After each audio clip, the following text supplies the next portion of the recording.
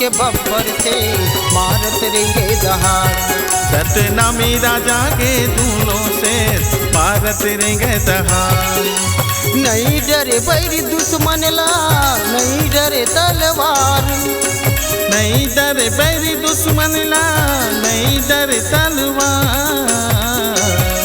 मोर गुरु गोसाई के बब्बर से मारत रेंगे दहाड़। सतनामी राजा के दूनों से मारत रेंगे दहाड़।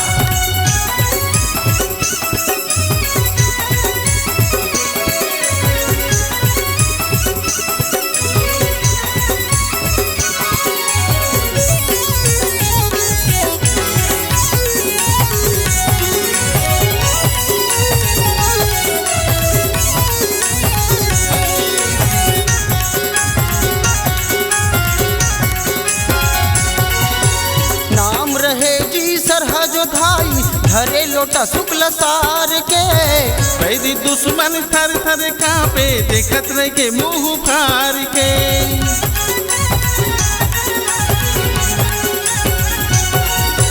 नाम रहे जी सरहज धाई धरे लोटा शुक्ल सार के।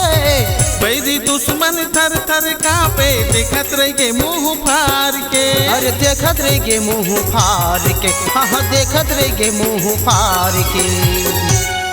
मोर गुरु गोसाई के बब्बर से मारत रेंगे दहाड़। सतनामी राजा के दूनों से मारत रेंगे दहाड़।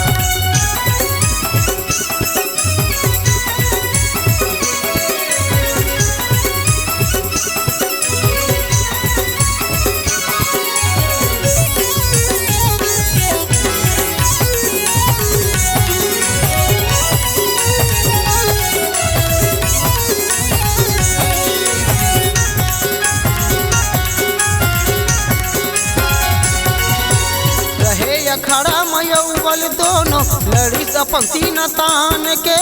औरा बांधा के माटी गवाही नहीं डरी सपन जान ले।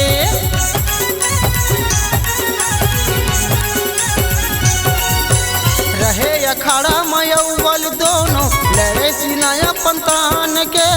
औरा बांधा के माटी गवाही नहीं डरी सपन जान ले। अरे नहीं डरी सपन जान ले, अरे नहीं डरी सपन जान ले। मोर गुरु गोसाई के बब्बर से मारत रेंगे दहाड़। सतनामी राजा के दूनों से मारत रेंगे दहाड़।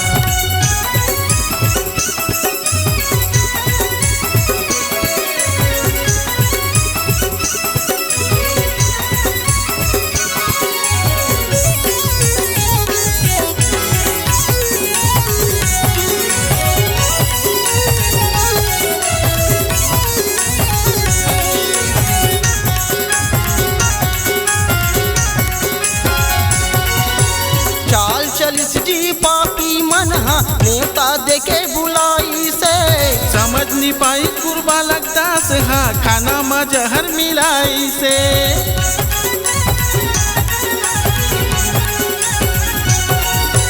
चाल चलिस जी पापी मनहा नेता देके बुलाई से।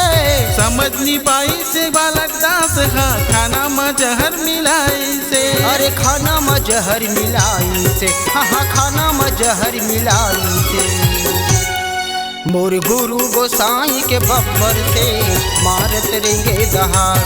सतनामी राजा के दूनों से मारत रेंगे दहाड़।